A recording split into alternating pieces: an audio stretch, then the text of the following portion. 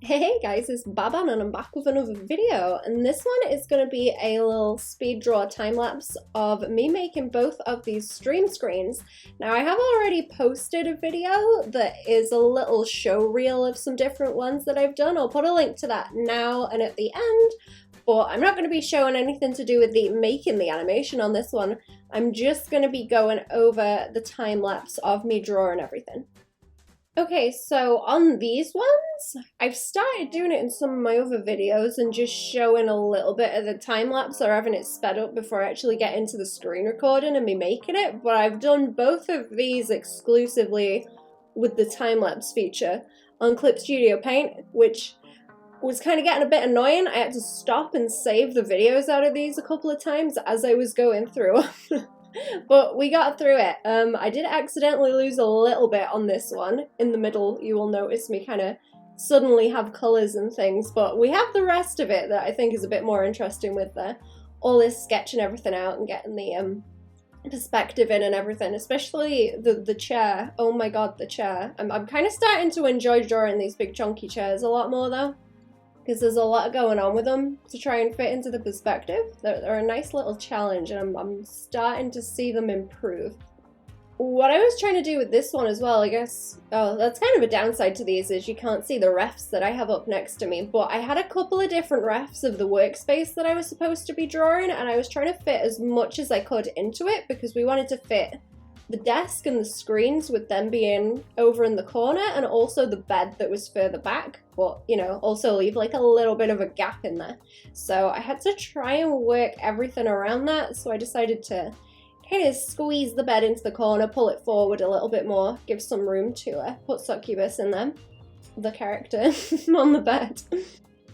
And then going and tidying up the background. I'm starting to get into the habit of just tidying up the background a lot more, because once I have my perspective down and it all makes sense, sometimes the sketch can still be a little bit off if I've used lines that are too chunky or anything. So what I like to do is get everything that's very definite like that down. Anything that isn't organic really, that I can measure out a little bit more easy like this, and then I will go and tidy up the characters, because it's more of a definite space that they're sitting in then, rather than having maybe a little bit of leeway for where I'm actually going to put the lines. Also with this one that I'm doing, you might have seen the last one I did for Devilry, who this is for, Devilry on Twitch. I did an offline screen for him that was very warm and kind of blanket forty, with a nice fire and everything. So with this one, he wanted something a little bit more blue, so it contrasts with the other ones. So that's the kind of thing I was going for here, but still have a lot of the candles so that we get kind of different flickery colors on the go. So a little bit of complementary kind of oranges and yellows in there to go with the purples and blues. But yeah, wow, just a whole bunch of candles and candle holders is what I was trying to go for.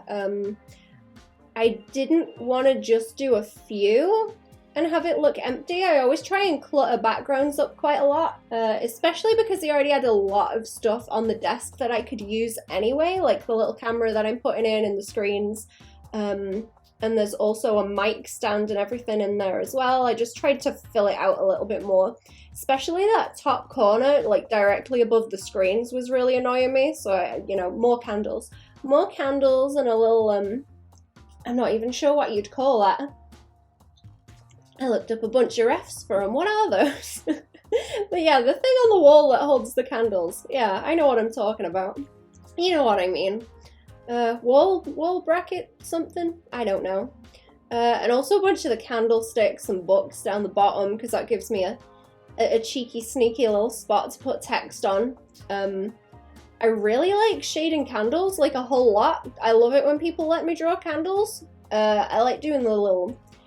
You'll see them flickering later, you might have seen them already in the animations, but I have them flicker kind of on and off, and because I've done the subsurface scattering coming through the main barrel of them, and then it kind of darkens around where all the wax is bunched up at the edge where it's melted, and then it's lighter again in the middle. All of that flickers together because it's like from the same flame. I did split them up, however, all of the candles into 2 separate animation loops so that they wouldn't all flicker at the same time, or it wouldn't be as obvious. So everything on there with the flame animations on them and also the flickering is split into 2 groups so that it's not all the same. What else are we doing? Getting the tails and everything. We kind of did jump to where there's colours, like, all of a sudden. I accidentally missed the middle bit, or I think, like, clip broke, and it kind of deleted my, my save on it. Or deleted, you know, what it had saved with the time lapse, but oh well. It doesn't seem to be too bad with other things that I've recorded since it was fairly new when I started recording these ones.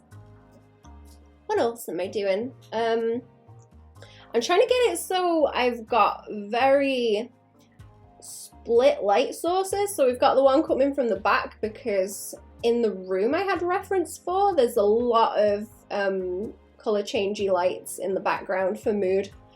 And I wanted to bring that into the back, but also have that main light source from all of the screens and everything. We're gonna have a moon in the window as well, and I don't know if it got included in right at the start, but I do have an animation where a bunch of bats fly past the window.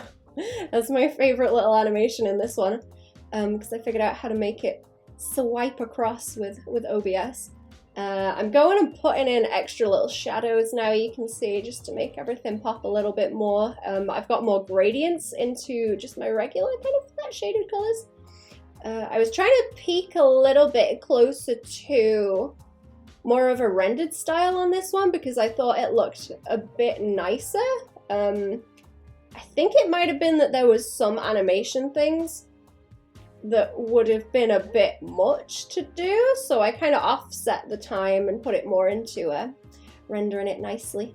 There's the moon and some stars that I'm going to get to twinkle. Going and putting in more colours for the candles. I always feel like stuff when I'm halfway done looks really bad because I will shade stuff in just to fill it in and get the kind of rendering correct and then change the colours later. Like with the candles, they were kind of blue or white before. But now they're all orange and kind of make a bit more sense.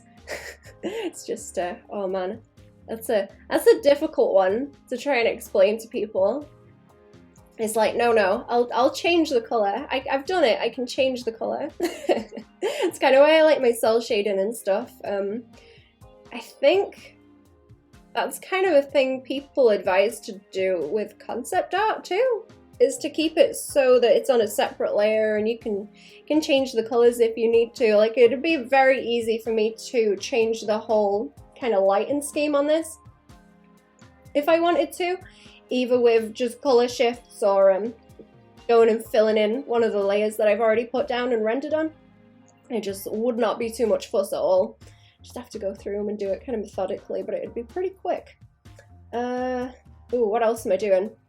James had a really good idea to start bringing in emotes that he uses on the channel as well, and put those into the little frames to fill them in, and also the portrait icon that I painted of him as well to fill in the big frame up the top. And then the steam that I'm putting in as well, it also gets animated. You can see the bats that I painted in a little bit in the back, and this is looking like almost done. Yeah.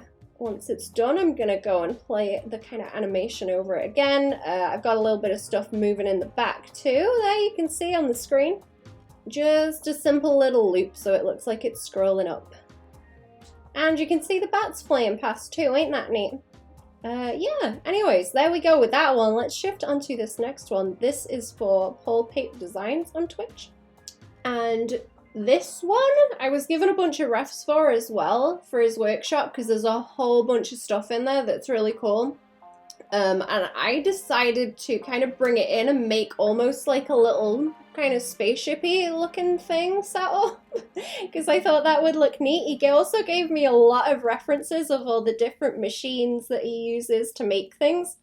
So I wanted to make sure I drew them in and got them to actually look correct and like the thing that they're supposed to be. So that's why we've got a bunch of, that one's a laser cutter in the middle, there's an oven on the right, there's a couple of 3D printers dotted around, and another laser cutter in the back, and also a little cat bed right in the back right.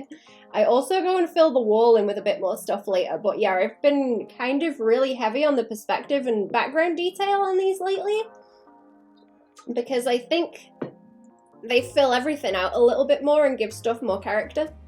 I used to have a lot of issues with perspective as well, so I'm kind of happy that I'm getting there with it. It looks like, at least at a point where I can put something like this together and not really fight with it too much. I kind of fought with some of the characters because I had to design the little robots that are in there and also draw Puppet Paul and not make him look Uncanny Valley like he is right now in the sketch.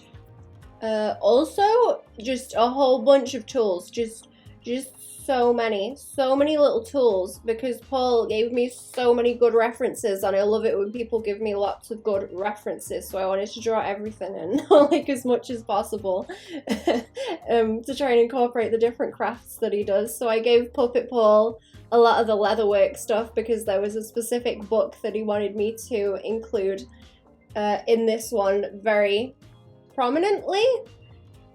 So that was visible, and then also there was a couple of little sculptures, so I decided to bring that oven kind of forward onto the other side so we can see one of them in there, and then we've also got Paul painting one of them on the other side and dealing with sculpting stuff. And also a whole bunch of paintbrushes and paints, because I don't know if we really get them here, but those little paint pots, little squeezy paint bottles, the little tiny dinky ones. I never see them here, but I always see Americans using them in videos and things, and I think they're adorable, and I wanted to draw some of them because they were in some of the reference photos. I particularly like the little robots over on the left doing the 3D printing to make more of them. I thought that was kind of a neat idea to be able to fit in. And that's a thing that I animate and get it to move up and down as well. Once I finish this, because I set it all up in OBS so that people can move things around kind of in between the layers but still have it animate, it was not working on Paul's one for some reason when he set it up. There was like an issue with the looping somehow. I tried to go and fix it and made like a video version, but by that time I think Paul had been into it and was like messing about with the assets and animated his own version, which looks way better than mine, and it's really cool.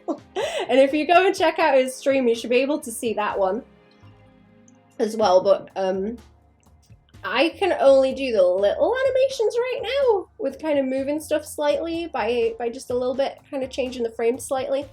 But Paul has been getting it so that the robots kind of scoot across the screen and move, and it's really cool because he's got like all the assets from this to be able to do it and just dig around in them and play about with it, and it's really neat. Ooh, there I go, filling all the little deets in the background. I've actually done a shoot for this that I'm hoarding right now. It's in my nice little tutorial hoard of things that I'm going to be putting on Patreon when I finally get that stuff together. I'm still in the process of that, and I swear I'm doing it. I just want to make sure I have a bunch of stuff to post at first so that I can get up on it a little bit, get a buffer on the go, get a couple of months worth of buffer for it. I think that's a good start. I don't like going straight into stuff and not knowing that I can keep up with it. So I'm going to be getting that on the go soon. Filling in everything there. I've got all my outlines for stuff. More of the robots, just making sure everything's on its own layer so that I can move it, because there's a lot of different moving parts in this one. There's a lot. This is the most complex one I've done, I think. There's another one I'm working on right now, but I'm not sure if it's going to have as many moving parts as this one. It might just be that the parts move a little bit more in the one I'm working on right now, which is more play in the mud stuff. It's the first little animated one they've had off me. We got more robots at the back, and they're going to have lasers. I drew in all those tools in the back. I didn't even notice myself do that, but there's a whole wall of tools in the back and different things. And then we're going to go and tidy up these sketches on them again, and Sylvia in the front there. Just making sure that I get my perspective right, because I do have a vanishing point or a horizon line that I was drawing those kind of diagonal rays coming from at the back to get where the chairs were. It kind of bothered me as I was doing this that it wasn't perfectly symmetrical because Puppet Paul's a little bit smaller than regular Paul because he's a puppet. So, you know, he's kind of squished more over to the other side.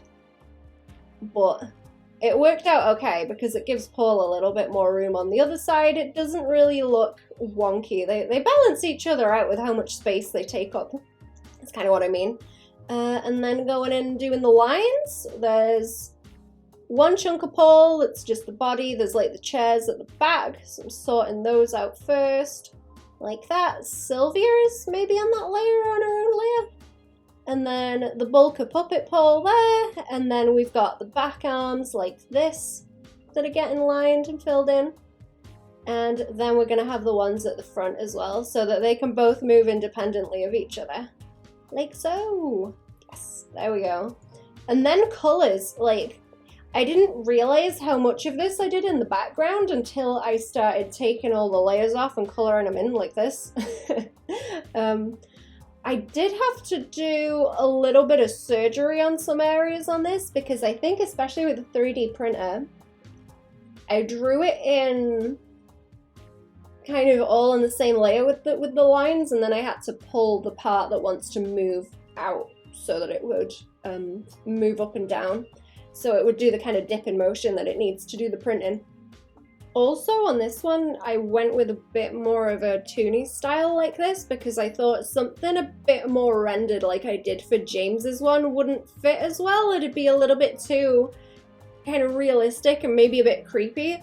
Because of Puppet Paul, I thought the toony look would suit him better. Also, a lot of the stuff that Paul makes with the sculpts and things have a bit of a toony twinge to them. So I thought it'd be fun to play off that a little bit and bring in more of the fun, bright colors and the silly robots. That's another thing. The robots would look really weird if they were like hyper realistic.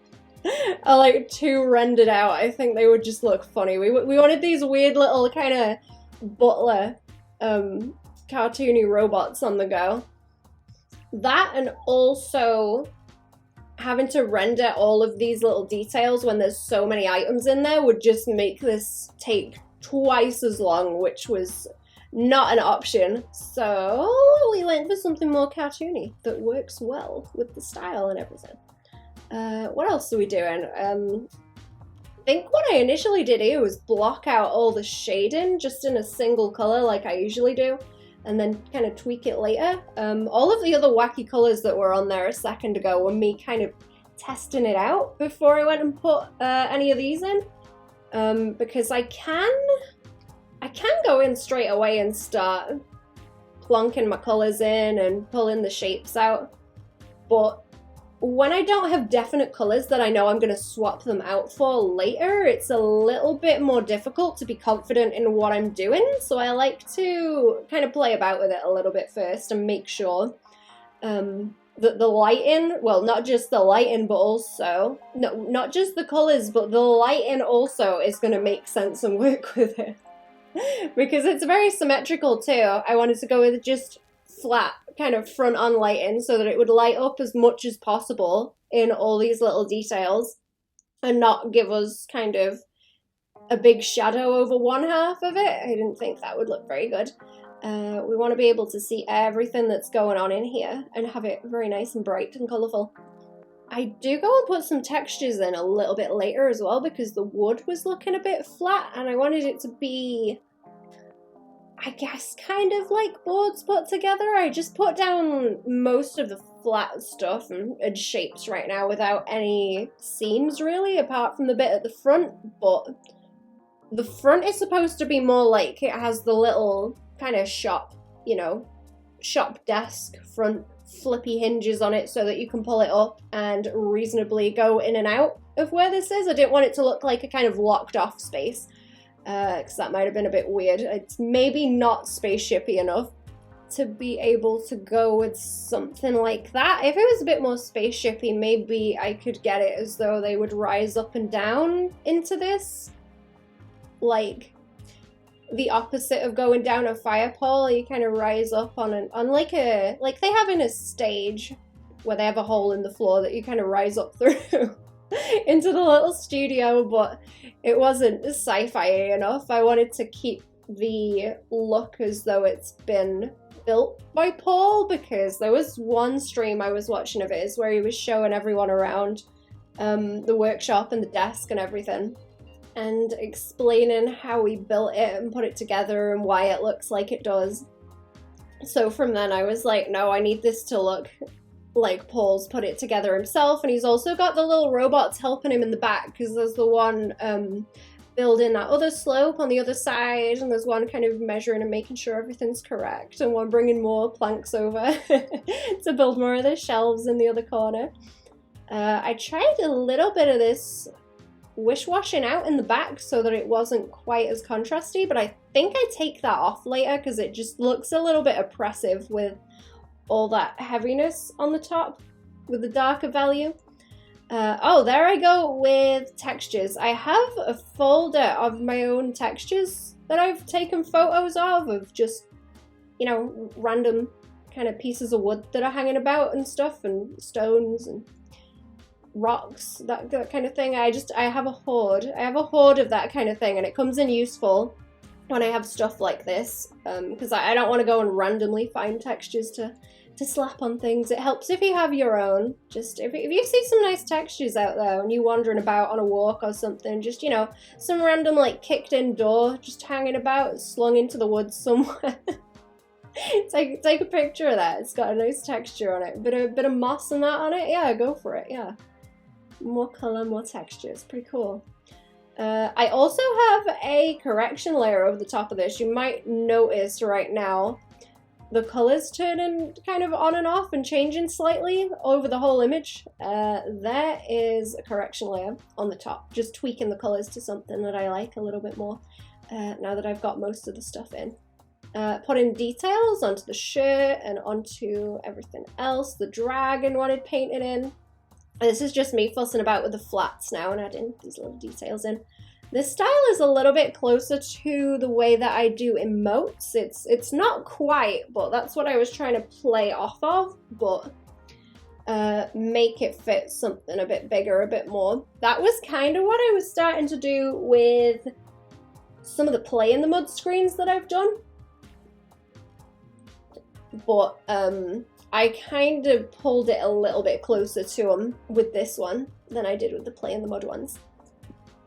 Okay, and a few more little bits of fill in there. I think all the items in the back and little details I left until a lot later because I didn't want to go and put them in straight away when I wanted to block in the bigger stuff. Plus, a lot of the time when it's on flats like this, I'll go and put the flats down, and then as I change the colours over the top, I'll want to change my flats slightly. And sometimes I'll do it selectively with the fill tool and just go over the specific colour anywhere that I have it. So the more details I have at that point, the more annoying it is. So I try and get the main blocks in, and then any of these little stickers that I'm painting on now, I leave those until later, until I've got something a bit more solid. We're going to tidy up that text for on the desk, because what I have down there is just a placeholder. We're going to get it a little bit scratchy because it doesn't want to be the tidiest place. See me just turning more stuff on and off, a little bit more painting on Puppet Paul to get him to look a little bit less flat, some shine on the kind of perspex around those 3D printers, little details like little lasers. These are the final colours as well now, by the way. I have the correction layer on, and just pulling that out so we can get it to move later, and there we go, we're done. Well, after like a good full stream of faffing with assets and saving many layers and then bringing them to OBS to make sure they work, I got it to animate. There we go. So for watching. I hope this was interesting to watch. Let me know if you guys prefer it, where you can just see me drawing everything on the whole screen. It might not work as well with other things, but these were the perfect size for it, so I thought I'd try it. Yeah. Thanks for watching. Hope this helped. If it did, give us a like. Share if you think it'll help someone else. Subscribe for new videos on Saturdays. I stream weekdays on Twitch. There's links down there as well to where you can find my commission information and where you can get prints of things that I've already drawn. If you want to contact me about commissions, check that out. Either contact me on Twitter or by email. Yeah, thanks for watching. Bye-bye.